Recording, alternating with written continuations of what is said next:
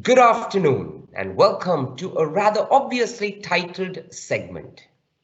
A segment specially designed to showcase the backstories of individuals who have made an impact. During this hour, we will delve into a conversation around stories that need to be told of modern day icons. Luminary Learning Solutions crafted this segment so you, our audience, can be truly inspired. I'm Anton Thayalan, the Chief Evangelist and co-host this hour. I'm being joined in by our founder and destiny architect, Vidusha Nathavitharana, the host. And together, we will take you through an hour of free-flowing discussion. For today's segment on In Conversation With, it is my privilege to introduce Gina Osborn. A little bit about Gina. She is an expert in navigating chaos, crisis and change, having responded to catastrophic terrorist attacks and cyber hacks as an FBI special agent, to chasing Cold War spies in the army. Gina knows that crisis can be managed, chaos can be controlled, and change is inevitable. Gina serves through speaking, coaching, and hosting executive roundtables, VIP days, and masterminds.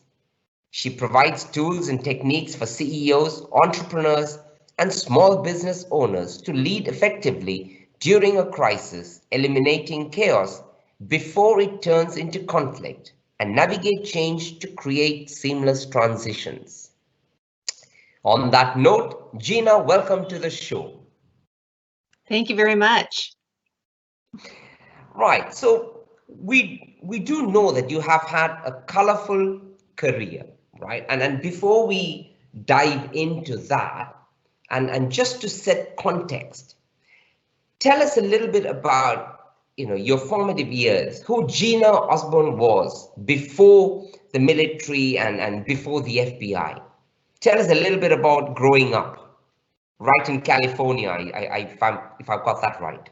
Yes, I grew up in Orange County, California, and that is south of Los Angeles, not far from Disneyland, if you know where that is. My parents were divorced when I was a young girl, and my mother, who had been a hairdresser at the Disneyland Hotel before I was born, she had to decide what she was going to do in order to be able to feed my sister and me. And so that was definitely a crisis, and it brought some chaos into my life as a little girl, watching my mom have to struggle and decide how she was going to support us.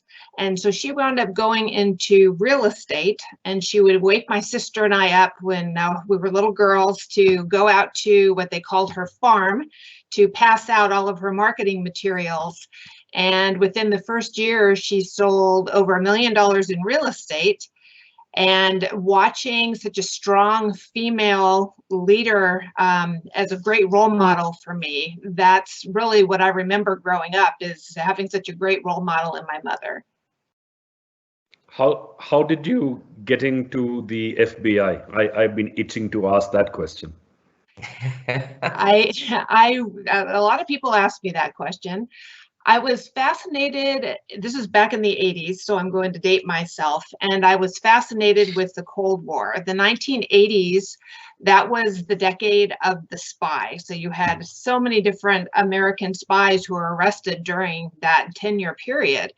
And I was fascinated with the CIA and the KGB, anything that was going on with the former Soviet Union, I read about. And so I decided I wanted to go to work for the CIA, and all I needed was a 4-year degree and a sense of adventure, and I already had the sense of adventure.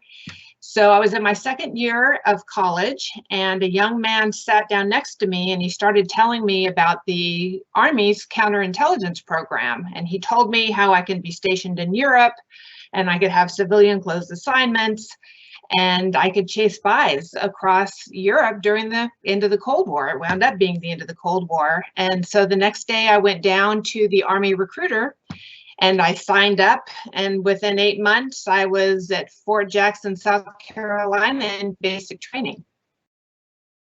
What was Army training like? There's a lot of movies out there. There's a lot of serials around, FBI and so on and so forth. Is that all true, or is that a lot to do with fiction? Is it as hard as they make it out to be? Well, I can tell you that the FBI Academy was much more civilized than Army basic training. I didn't have to eat a lot of dirt when I was at the FBI Academy, whereas when I was in basic training in the Army, yes, they were hutting us around, and they had behavior modification. They were very, very clever. My drill sergeants, if they didn't like what we were doing, they would take us up to the top of a hill and they would have us roll down it for several times until we understood what we had done wrong. But it was a great experience for me. It definitely taught me about discipline, and having the opportunity. I was stationed in Belgium and in Germany for 6 years after I went through all of the training. So I was assigned to a specialized team where I got to chase spies. So really my dreams came true by going through, but it was definitely a struggle trying to get through all the training to be able to achieve my dreams. Chasing spies is not a normal ambition, isn't it? I mean, it's not something that someone would just wake up in the morning when they're young and say, you know what, I want to chase spies. Well, yeah, it really isn't, but I think I more wanted to be an international woman of intrigue. That was something that I found, I was very much into drama and excitement and following the intrigue when I was growing up. And so that was something, I think I may have read a book about a woman who was an OSS spy during World War II. And that really inspired me. So I just wanted to go out there and I wanted to travel the world and keeping secrets and chasing after people who were trying to sell secrets. That fascinated me for some reason. Was it hard to do it though? Because in the sense of, it's very difficult to have what we would consider, I know there's nothing called a normal life. Each one of our lives are uniquely crafted by whatever we do. But keeping secrets isn't easy, isn't it? I mean, because a slip of the tongue, you have just had too much to drink with a friend and you just say what you do, we're human beings, right? And this happens. So was it tough keeping all those secrets? Some of them which you have to keep even now, isn't it? Sure. Yeah. Oh, yes, absolutely. Well, we were undercover for the last 3 years that I was in the military. I was assigned to this specialized team. So anytime there was a major espionage case going down, my team would get called out and we would investigate it. So during that time, just going from city to city and living in an undercover capacity, I would travel around with hundreds of thousands of dollars worth of equipment in the trunk of my car because we were always out doing whatever it is that we needed to do as far as the spy game was concerned. And the Soviet Union, they were a formidable opponent, an adversary. So trying to keep up with them, it was more like a chess game than anything else. But it was a fascinating time in history. It was when the wall came down. I was over in Germany when the wall came down. So before I went in, I told you that I was in my second year of college. I was also a cocktail waitress. So I went from being a cocktail waitress to a spy within like a 8-month period. So it was really something, an opportunity that I just couldn't resist. The challenge of it though is the fact that you're now in a completely different environment. How did you make that switch? Because when you're in that kind of situation and in that kind of circumstance, it's pretty well laid out for you, isn't it? In the sense, what you do, what you don't do, you've been trained for it. You have the backup of the entire government and millions of people who are either directly or indirectly involved in your success. So there's a massive organization that backs you up and the decisions you take. Lots of people, when they move away from that and come into everyday life, so to say, finds that daunting because that entire help structure is out the window and you're just one person trying to change the world, so to say. How did that transition happen? Well, I think what made it I'm not going to say it was easy, but what made the challenge easier was being surrounded by really great people. I had a great team that I worked with when I was in the Army. And after I got my 4-year degree, I got my degree in psychology while I was out on the road, and I would write my term papers on a little blue suitcase in the middle of the night with the flashlight. So I really needed to get my degree in order to, continue on with my dream. But, having the people around you and being in that collaborative environment, the military really taught me, not only discipline, but also collaboration and relying on people and having everyone else's back as being part of a team. So I definitely learned that lesson. And then when I transitioned into the FBI after I left the military, it was the same thing because I was surrounded by so many quality people. I was very fortunate. On your own. Sorry, I've just got to ask you before Vidusha takes you into deeper territories. When you were on that role, Gina, can I ask you, what was your biggest thrill? I know it's got a share of fear. It's got you've got to have been nervous at points, etc. But there must have been an element of thrill, because from the little bit that I heard, you were fascinated from reading about it, and then you enjoyed getting into this world.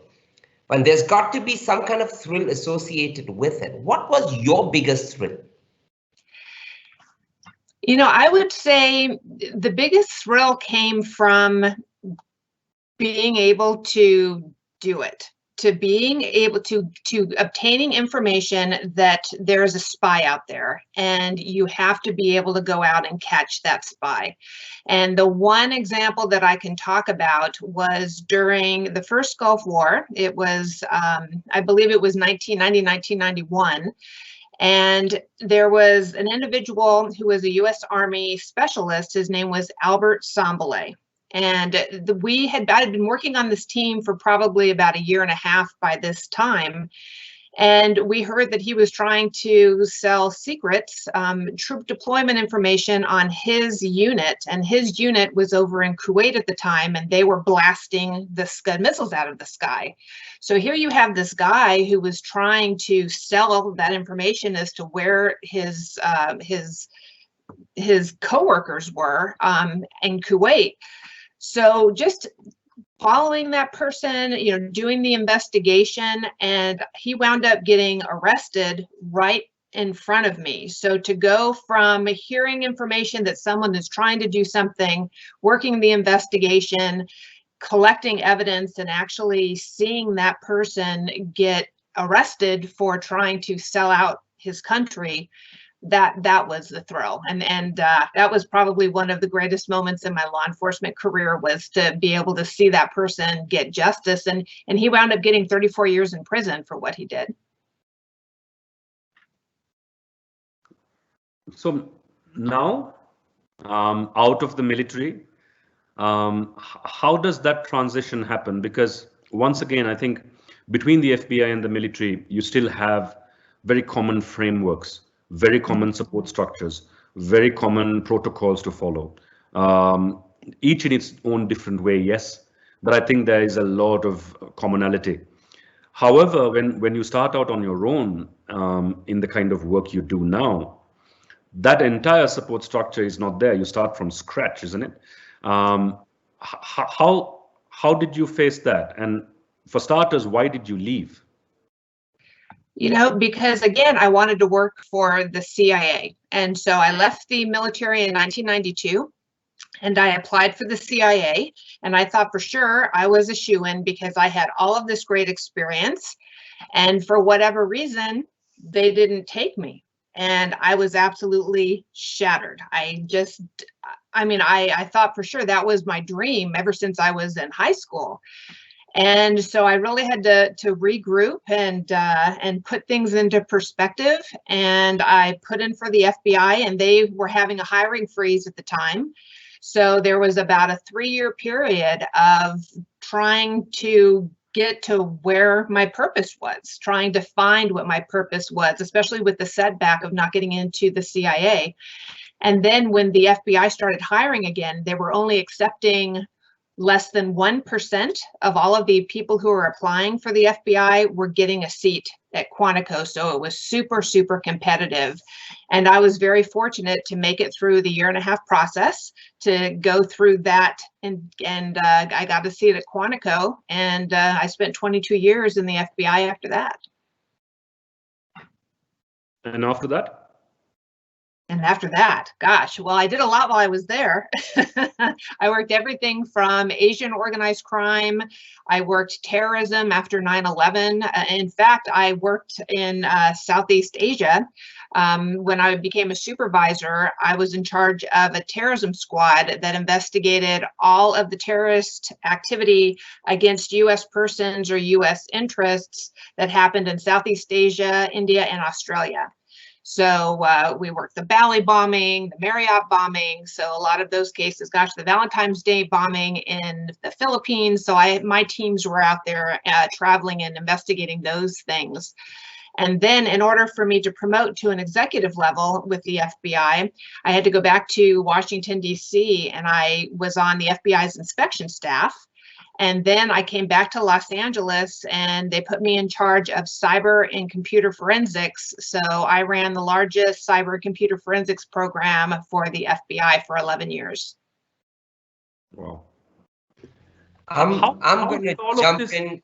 Yeah, go on.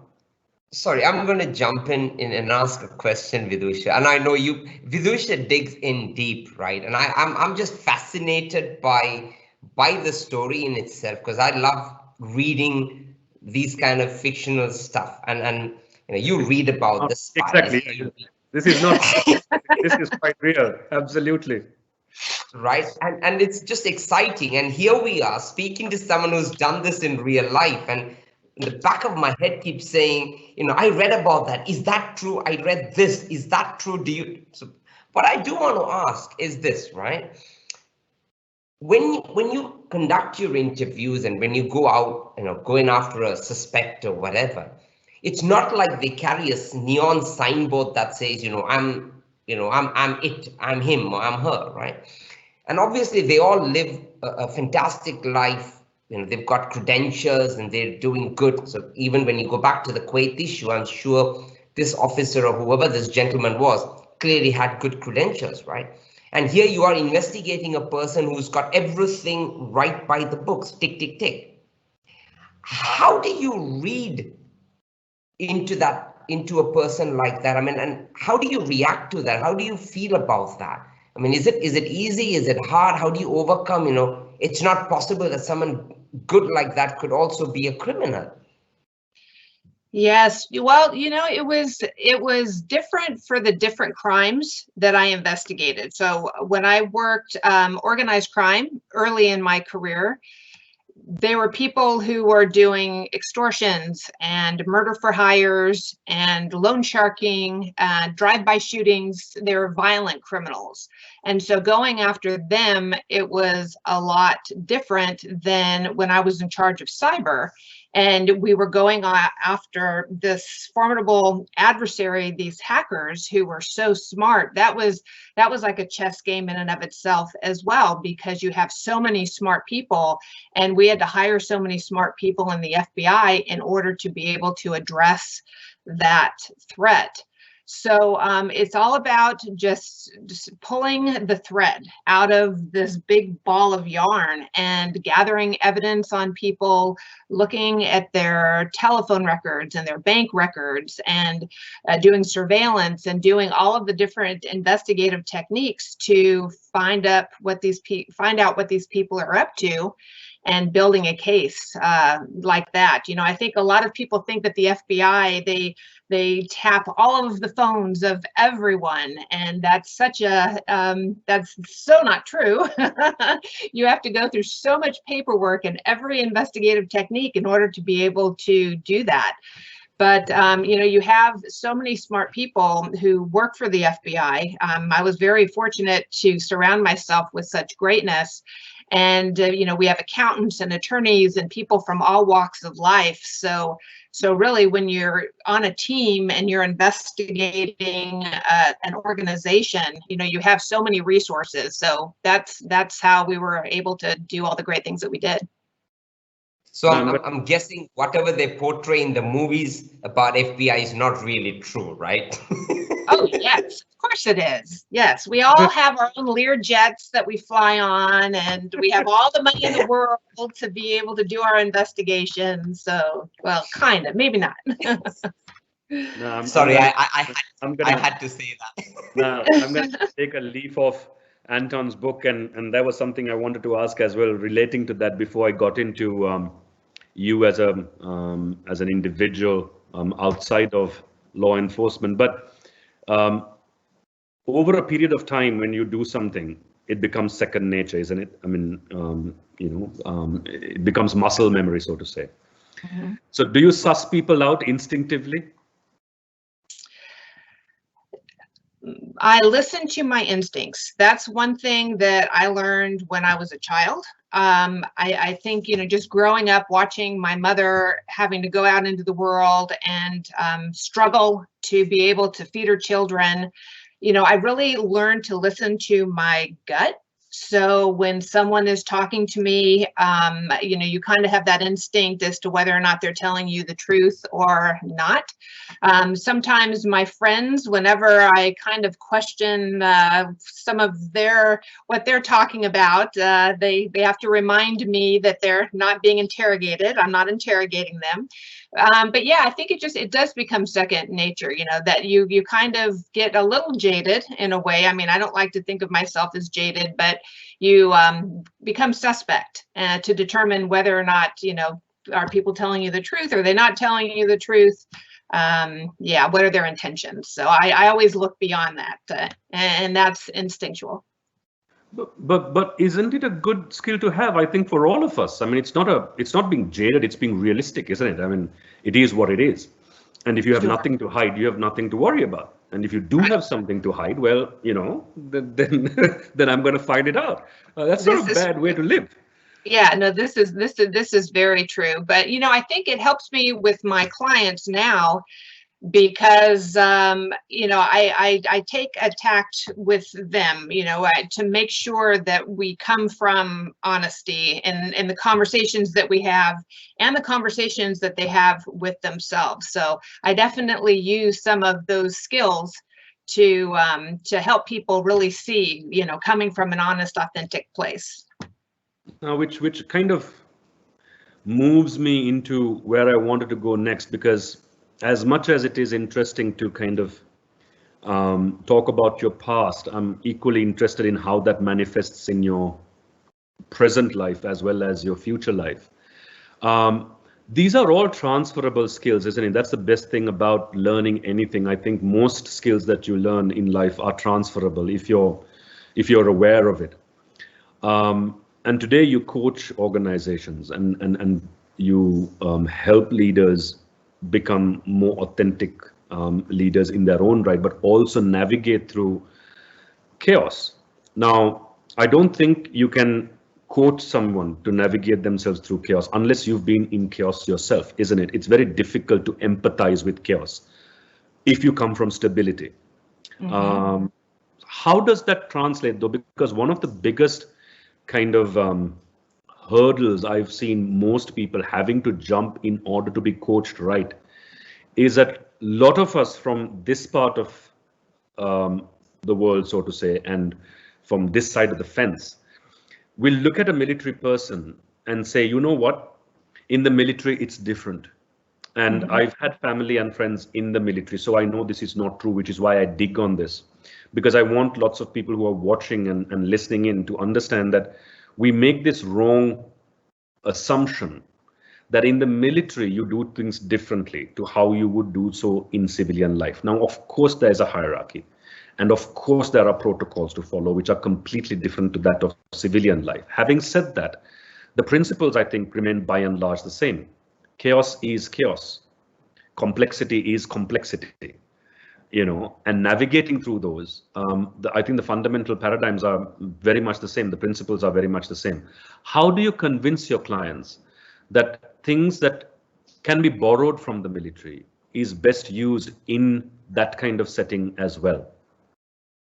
Well, I borrow them from the military as well as from the FBI. And the one thing that I learned in both places is to not just deal with chaos or crisis, is to lead through, continue through, push through while you're in chaos and crisis. And I think the important thing is when you're a leader is to identify the chaos that's going on in your business or even in your personal life and see what you can do to eliminate that. When I was in charge of a big case, I would surround myself with a team that was drama-free. I did not want to have the people who were taking things personally. I didn't want people who were going to add to the chaos. I needed a team to be able to push through the chaos and get to the other side so we can arrest the suspects or find resilience for the corporation or what have you. And so that's one thing that I work with my clients on, is to identify the chaos that they have in their life, eliminate it so that they can free up some space. So not only can they deal with whatever crisis or chaos comes this way, whatever difficult decisions they have to make, they can have that space to make it, but also to prevent chaos or crisis or conflict from coming in. Because if you eliminate the chaos from your life and you're empowered that way, then you can see around corners and prevent other things from coming in. So really, it's important to be, instead of reactive all the time, I work with my clients to be proactive so they aren't constantly trying to dig themselves out of whatever hole they're in. A quick one on that itself. See, lots of organizations do wait for things to happen, isn't it? COVID is a classic example of this. I think there were enough indications to say that something like this could happen. And this is something that the FBI does. This is something that the military does. You're in a constant state of readiness. And everyone who works inside that organization is built that way to be able to handle it, each in different degrees, of course. I mean, with all the training, you know, military personnel do go through PTSD and so on and so forth. That's all there. But you have contingencies built in the system itself of how you govern the organization to be in a constant state of readiness. Should something happen, we know how to react because we've been drilled that way. Now, this is something organizations never do. We generally prepare for life as normal. And when situations outside of that happens, we are ill prepared to deal with it.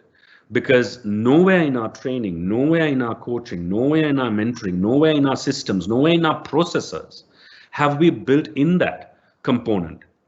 How can we borrow from some of the learning that you have from the military as well as from the FBI on how can organizations, as you said, be proactive towards it and actually build those into the culture, into the frameworks, into the systems? You know, I think a lot of that, there's two different ways you can look at it. You can look at it from a leadership perspective.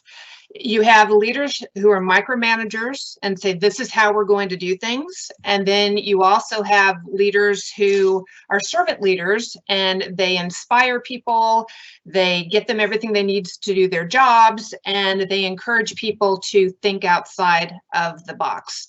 So now in the world that we live in, where we're forced to be collaborative, we're forced to be empathetic leaders, and if we give our people the opportunity to flourish and give our people to feel ownership in our businesses, then they're coming from a place where they want to think outside of the box and they want to pivot to whatever direction that we need to go to get through this. So I think when you look at this younger generation of people who are in our workforce today, it's really about understanding what motivates them, because they're so creative and they know how to think outside of the box. But we as leaders, we need to embrace that more, because the more we micromanage in this environment, the more we're going to lose our people, and that's not going to be a good thing. So that's one thing that I work with my leaders on, is sometimes you have to change your leadership style. I mean, I used to be a lead from the front leader. for my entire career up until the time they put me in charge of the cyber program, and I didn't have the technical chops. And so whenever I would lead from the front with my cyber people, I would turn around and there wouldn't be anybody following me because I didn't have the technical chops. So I had to become a servant leader and get them what they needed to do their job and keep my racehorses on the reservation. So now is the time, and this is what I work with my clients on, is to identify what leadership style is going to work and how we can pivot so we can be resilient and we can get past it and we can find success. Interesting that you use the word pivot and also change leadership style. I've often found that we all have a preferred way of leading, rightly or wrongly. And even though we talk about situational leadership, even though we talk about servant leadership, even though we talk about, plurality in the leadership roles that we play, it's not instinctive, isn't it? Unless you're really groomed that way. How do you take people through that, especially when they have been successful in what they've been doing thus far? I mean, if they failed, then you have a case, right? Yeah. When you're failing, everybody's willing to listen, right? Right. But most leaders who are at that juncture are actually very successful in what they do. And here you are coming in and saying, you know what, that might not work in the future, and this is how you need to change. How do you take people through that transition and that realization that they do need to change?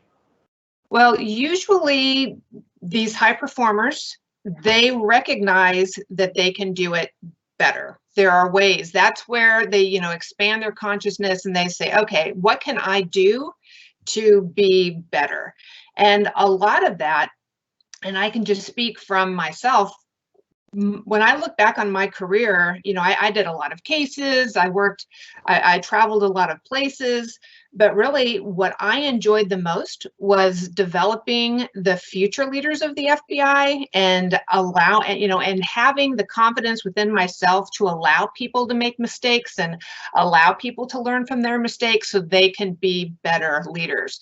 But I think the people who are successful today, who are looking to be more successful, they're open to new ideas of doing things better.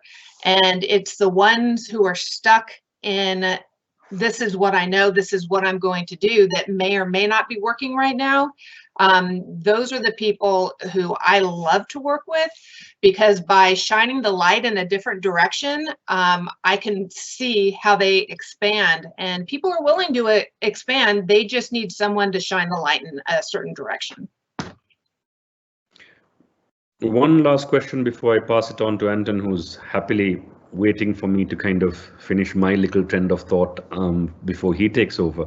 I'm very curious though, leader to leader when you work, and you do have lots of people with bruised egos, right? And that's one of the biggest challenges in any organization. And the larger the organization, the bigger the ego under normal circumstances. How does one deal with that, especially when you have to coach people through it? Because we all have egos, I think, in some form or fashion, but some are detrimental and some are kept under wraps, for the most part, at least. How do you do that, especially when there are two very, very senior people and they're both equally good at what they do and they both hate each other? How do you overcome something like that? Yeah, well, Vidusha, let me tell you that being a woman in a male-dominated field for 28 years. Yep, I didn't want to go there. I know about egos, let me tell you that, and I have my own ego as well. Of course. But I think, in dealing with people with big egos, I mean, the first thing that you learn working a big case is you have to leave your ego at the door. And that's something you hear a lot in law enforcement when you have so many different competing agencies working together on a case. And I've worked a lot of different task forces. So that's the number one rule, is to leave the ego on, at the door. And really, when people are looking for coaches and looking to work with coaches because they have a pain point, they have something that they feel they need to learn or they need to get past, I think they're willing to put that ego aside to be able to get the better good. And when you're dealing in an environment, a large corporation where you have different egos, I will sit down and moderate situations so that people can recognize that it's mission first. We have to look at what the mission is first, put the egos away, and that's how we're going to move forward. Because especially now when we're living in the middle of a pandemic, I think people are a lot more likely to bend and work outside of what they normally are working in order for the greater good to keep the companies moving along. Go on, Anton. I know you have a question, Right. so pass it on and I will come back in. The flow was so beautiful. I did not want to interrupt. But, listening to your story and right to where Vidusha brought in earlier on about, being in the military, being in FBI, being in the roles that you've been in, invariably, you've always been on high alert, right? And you accepted the fact that it's second nature to you, both the sussing out as well as being on high alert. Do you ever decompress? Do you ever become, just you and let go of all of that high alertness? I do. In fact, I'm on high alert for my clients just because when they need me, I am there. However, Sure. I'm a writer. I have a podcast, a true crime podcast called Behind the Crime Scene. So I definitely that's where I decompress, is when I'm doing my writing, or I'm on the podcast and I'm telling stories. I'm definitely a storyteller. I'm a keynote speaker as well, and I love to incorporate my stories into really important lessons. So even when I'm speaking, that's sort of a way for me to decompress, because I'm feeling the energy from the audience and being able to share my stories and help people better their lives. That's something that I find a lot of pleasure in. So yes, I do decompress, especially now a lot more than ever. I don't have to sleep with my cell phone under my pillow anymore. Do you tell us a little bit about, I know you mentioned the podcast, and that's an interesting way to decompress, I suppose. And that's a unique podcast, right? You kind of dive into, how do I put it? First responders and etc. and how they deal with situations. But you also wrote a book on the seven ways to deal with chaos. Is that 7 effective ways of dealing with chaos? Yes. Thank you for asking about that. So I have it's a small ebook, and I have it on my website at GinaOsborn.com. And it's 7 key ways to eliminate, it's 7 key ways to eliminate chaos from your business and your life. And so I go into different ways about setting priorities, creating boundaries, not taking things personally. So there are different things in that book, and those are sort of the key elements that I use in my coaching to help people eliminate chaos. So like I said, they can see around corners and they can be more proactive as opposed to being reactive. All of this in your Vidusha wants to ask something, and I know. But let me say first that book is free. You can just download it from my website, so there's no cost to that. Brilliant. You're one of us. We give out books free too. Yeah. No. All of this in your personal life, it's as much as you learn. We had a guest on our show who calls herself the Unlearning Lady, and she teaches people to unlearn things.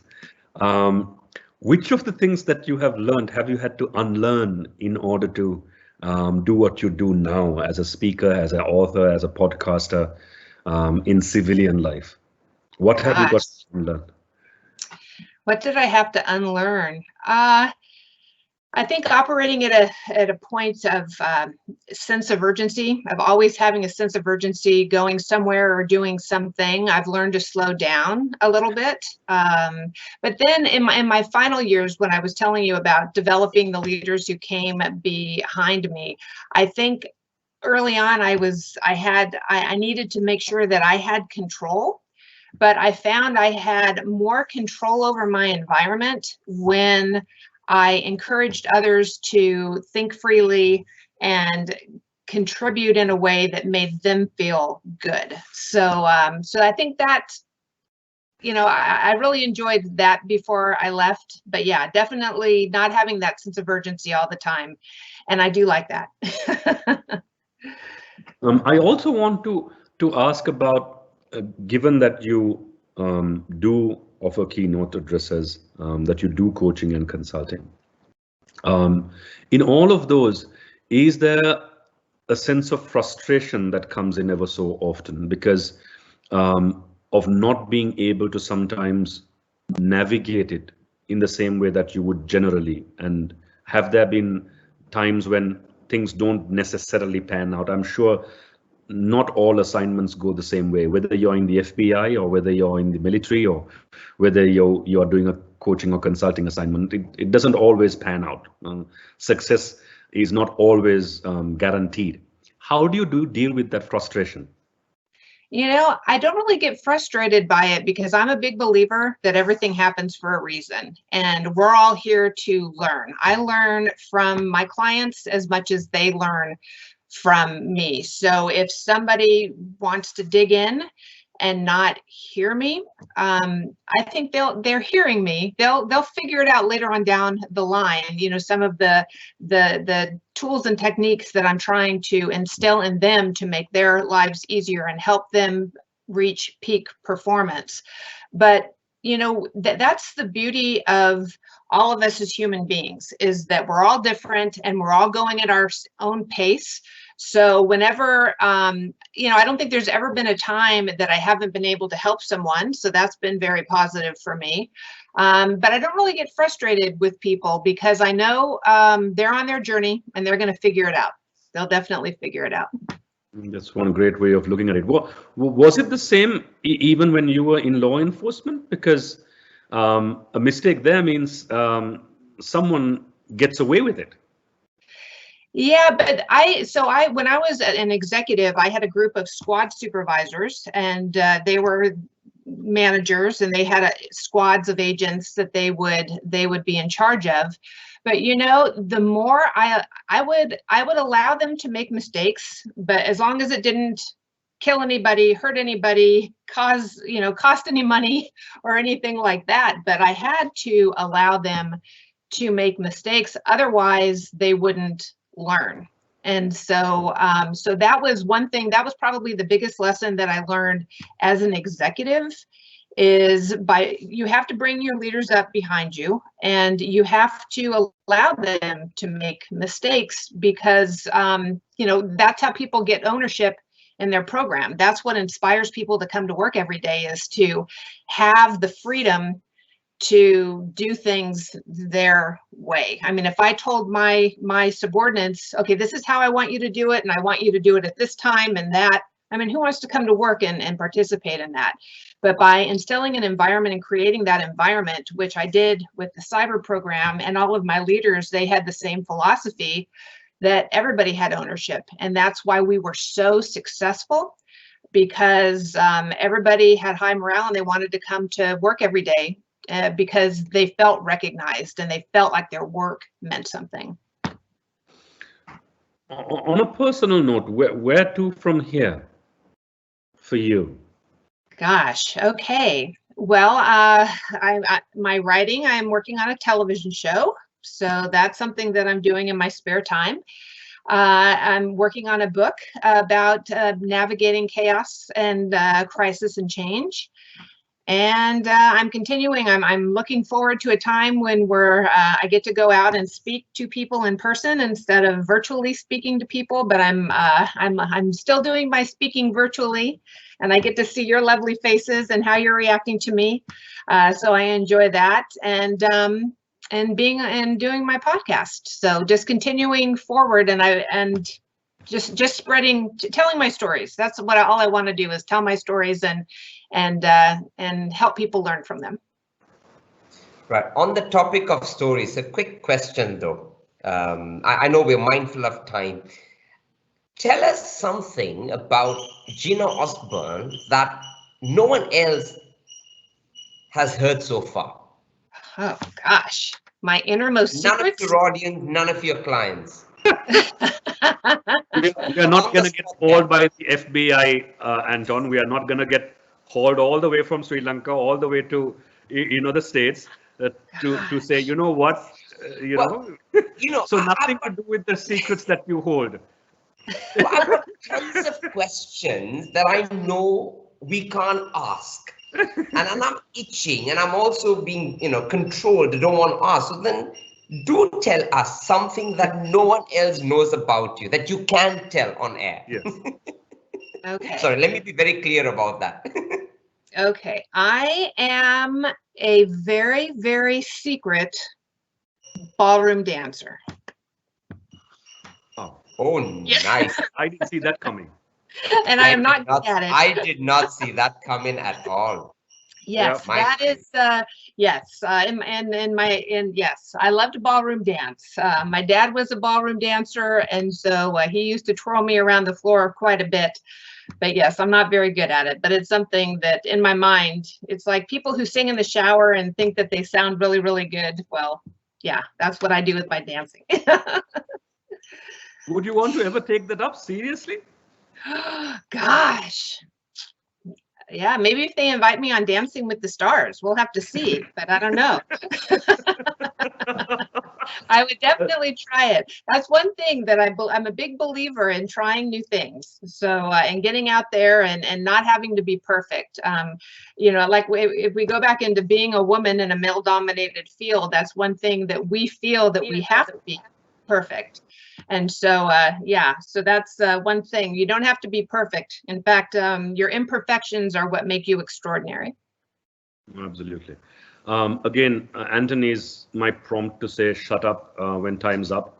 But I do know I can squeeze in two more questions which I have to ask. The first, and I'll roll this up in the same sentence so that you can answer both in the interest of time. The first is, you did speak about being a woman in a male-dominated society. And I'm acutely aware of that, even though I don't necessarily dive into that because it takes away from the conversation we're having. Mm-hmm. My daughter is right in front of me, actually, when she heard that there was an FBI agent, and I did say it was an ex-FBI agent, but nonetheless, she had to come and sit down because, she loves, she has one of those streaks in her which wants to investigate, and she loves reading Sherlock Holmes, and mysteries are things that she goes to sleep with on a daily basis. So if you're a woman starting out in a male-dominated environment, knowing full well it is a male-dominated environment, what advice would you give? Was one. And the second was, how do you make sure that you started out in at the beginning of the conversation itself to say, I didn't want to get warped, and I don't want to get warped.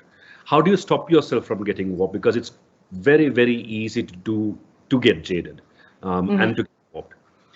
So how do you start out as a woman in a male-dominated environment, and how do you stop yourself from being jaded? Okay. Well, when I went into the military, I think it was fewer than 10% of the soldiers were women. And in 1996, when I joined the FBI, fewer than 14% of the FBI agents were women. So the one thing that I did was I appreciated all of the women who came before me, because they paved the way for me. And I always made sure throughout my entire career that I helped the women coming behind me. But if I were to have a conversation with my 25-year-old self, I would say, again, you don't have to be perfect. Have a sense of humor and be who you are. I've always been very feminine. I've always worn high-heeled shoes and suits and makeup. When I was in the Army, my first sergeant used to catch me wearing red lipstick in my battle dress uniform, and he would make me do push-ups over and over and over again.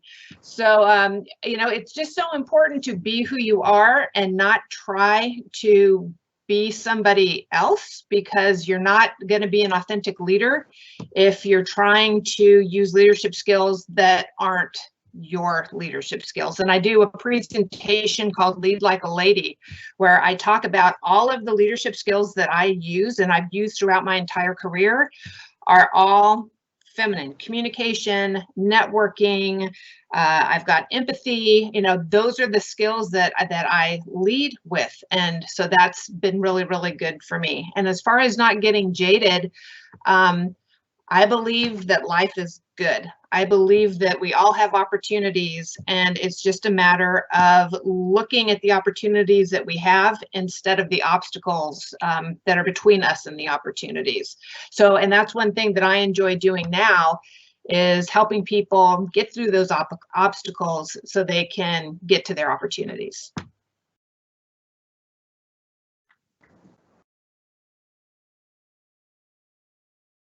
Oh, I was waiting for one to come from Vidusha. Thank you for that. I guess we are more or less there around the corner. So before we wrap up, I do want to ask you, and invariably, everyone faces chaos or has chaos in their life at some point in time or the other, right? Now more so than ever before. Your 3 tips in dealing with it, for the benefit of our audience. Okay, 3 tips. So the first one is to ask yourself, in this chaos that you have in your life, are you trying to put out the fire, or are you pouring gasoline on the fire? So where do you stand personally in the chaos? Are you creating the chaos, or are you trying to eliminate the chaos? So it's very important to have the courage to look deep into ourselves to find out where we're at with regard to the chaos in our lives. Setting priorities, very, very important, because right now, when so many people are living in this mindset that we're sort of in a holding pattern, you know, in order to get out of that holding pattern, we need to set priorities, and we need to make sure that we are charting our successes every day so that we don't feel like we're in a holding pattern. And I would say, don't take things personally. I mean, it's so important for people. I mean, that's something that derails people all the time, especially now when we're doing so much of our communication through emails and texts. You know, when you take things personally, all you're doing is slowing down your progression and getting to where you want to be. So, and all of those things are outlined in my free ebook that people can find on my website. Brilliant. Gina, thank you so much for taking the time out. But just for those who've listened in, we were in conversation with Gina Osborn, an expert in navigating chaos, crisis, and change, responding to catastrophic terrorist attacks and cyber hacks as an FBI special agent, to chasing Cold War spies in the Army.